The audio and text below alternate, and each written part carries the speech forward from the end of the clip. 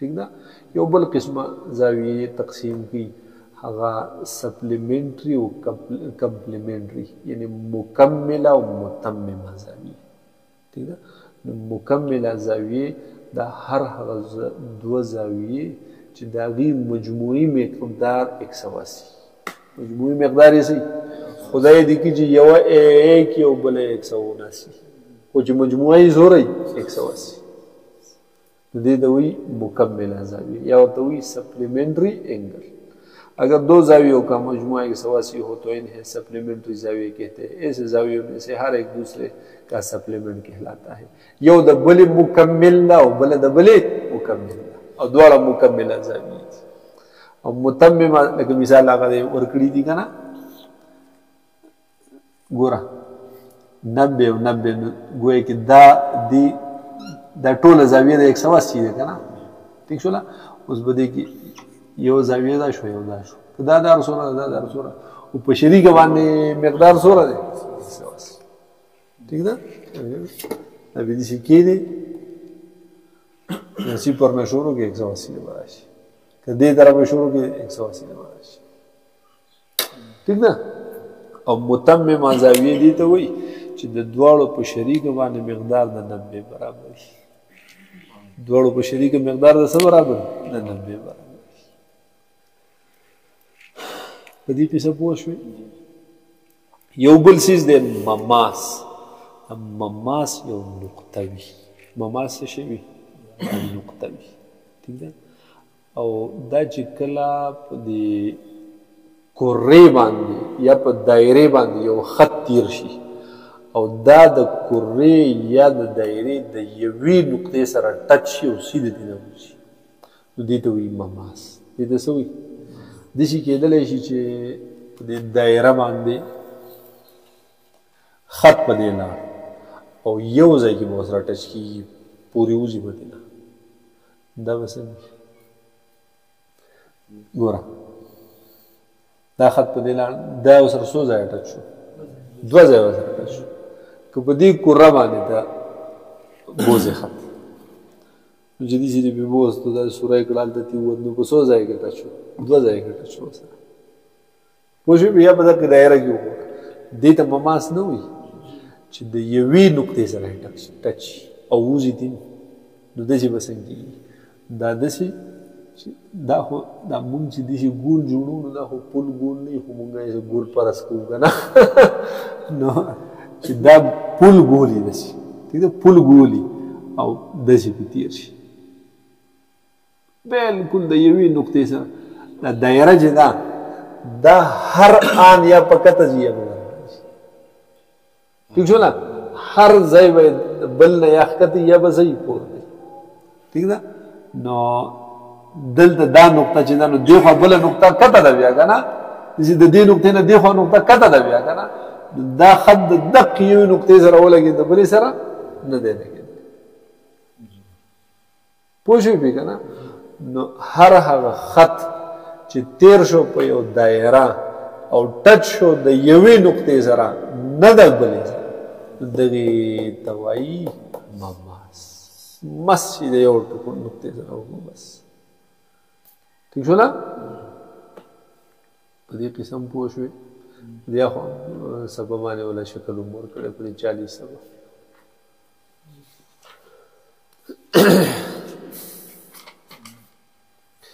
یو بل څیز دی عمود عمود هغه دې ته ویلی کېږي چې په یو خط باندې یو بل خط راشي او قطع وي ٹھیک ده دا قاطع خط چې دی نو دو هغه د ده نه دواړو طرف د 90 درجې زاویې جوړه شي د ده نه دواړو طرف ته څه جوړه شي 90 اگر دو لکیریں شعاع خط قطعی خط ایک دوسرے کے ساتھ زاویہ قائمہ بنائے تو وہ ایک دوسرے پر عمود کہلائے چې په یو خط باندې بل خط د پاسه راتاو شي او داسې پرې راتاو شي چې څنګه ورسره ټچ شي نو د 90 درجې زاویه طرف ته جوړېږي نو دې راتاوېدونکي خط ته عمود وایي دې پروت ته قاعده وي او دې راتاوېدونکي ته څه وایي ٹھیک شو نه لکه مثال دا یو خط ٹھیک شو په د باندې مونږ بل داسې راتاو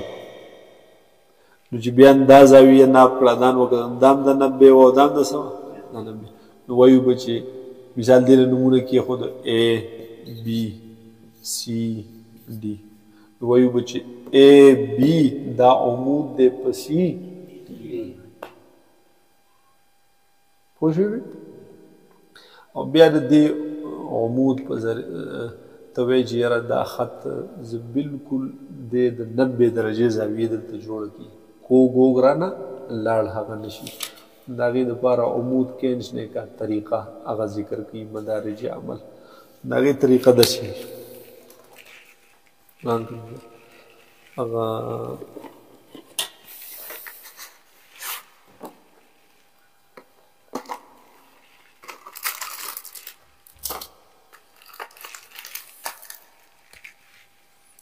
داسې ته وایي چې دا بالکل داسې نیغ په لیولې وه دا خو باسې زمونږ د کوږو راځي چې خو لکه چې د هغوی نو فرض کې به بیا په لیول پوه شوې وایي چې دا بالکل په لیول باندې هغه فرض کوم ٹھیک ده ته وایي چې په دې زه عمود راپوهېدم اوس که ډي د سره شته که نه جو بس دا د دې سره برابر کا او جو بسم الله که دلته ټک وکړه او دلته هم ټک وکړه او جو بیا دا خو خپله طریقه اسانه طریقه شوه که نه دا شی د سره نشته دا به څوک ځان سره ګرځي بیا داسې وکړه چې داسې څه دی که اوس دا را سره هم نه بیا به یو تار او یو کاڼی روانې او که هغه را سره هم نه بیا بل څه کار کوه بیا را دغې دې چلونه بیا واوړه ټیک ده بیا به دا چیز به روان ٹھیک ده په دې کې دلته پنسل کلک کړي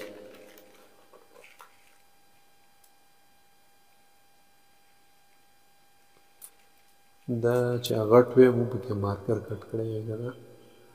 غټ مات کړی دی ماشومانو مات کړی او داسې 2 ټوکړې کړی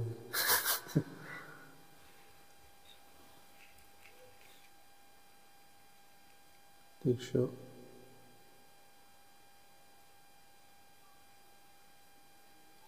برس داسې شو بس چار څنګه دی قشان دی ها دې باندې ته وایي چې زه نیغ دغه راپرېږدم نو دا سر څه دی نه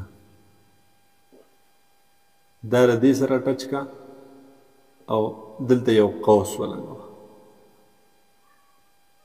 پوه شوې پې د یو قوس دی ولګوه خویږي خو بیا را دې سره سره ټچ کا دلته یو قوس ولګوه پوه شوې بیا دقه رنګېده شي دې خوا هم ولګوه دا والا ونیسه دا پوه شو داسې دا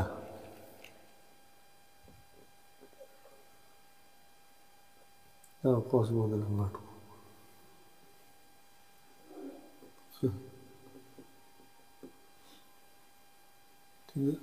چې دا بیا دواړه دا مشترک ځای چې دی او دا په دې دواړو باندې پیمانه کېده پوه شوې چې داسې بیا هغه خیر دا خو زمونږ د پای کې اړه کېدو که نه خو دقه یې طریقه ده ټیک ده نو دا به بالکل فکس یو طرف ته 90 درجې زاویه او بل طرف ته دا به عمود په دې کې کوږوالی او دا بیا عمود نه وي ټیک شو بیا هسې دې ځان ستړی کړی کرښه دې راښکلې چې 90 درجې زاویې جوړي دا به څه وي بیا عمود دې ته به څه وایو عمود په تار باندې به یې داسې کړي یو تار به پیدا شي دقه دې راپرېږده ای دې اوس داسې بس ټوله مو کولاو داسې دا دې په دې سر کېښود که نه دلته به پین باندې به نښه وکړي بیا به داسې دلته نښه وکړي وشو بیا دغه شان داسې وکړه دلته به بل یو قوس جوړ کړي نښه به پرې وکړي یا به دلته دغه شان دی نښه وکړي او به یو بل سره میلاو کړي ټیک ده نو که ستا یو طرف ته صرف عمود پکاري لاندې باندې نه که نه جدا یو بل سره چې میلاوې که نه یو بل سره یو شان دی که پوه شوې نو چې دې ځای نه راورسېږي استاد بریک والا بیا مخې ته په زړو زبا ای سره خو برابر دی که دقه وشو پوه شوې په دې کتاب کې په دې ځای عمود کیجنے کا طریقه هغې ورکړي په دې قصه پوه شوئ بیا پسې دی مثلث دا به ماښام ووایو انشاءالله ښه ټیک ده ماښام او ماسخوتن که شو او سار شو په دې کې به یو ټایم باندې به ګران شي مشق به په دې کې ډېر زیات شي کېدای شي چې په دوو ټایمو کې مولی شي دا پکې اهم ځای پکې وي یا ګران ځای وي ځو بس دی چا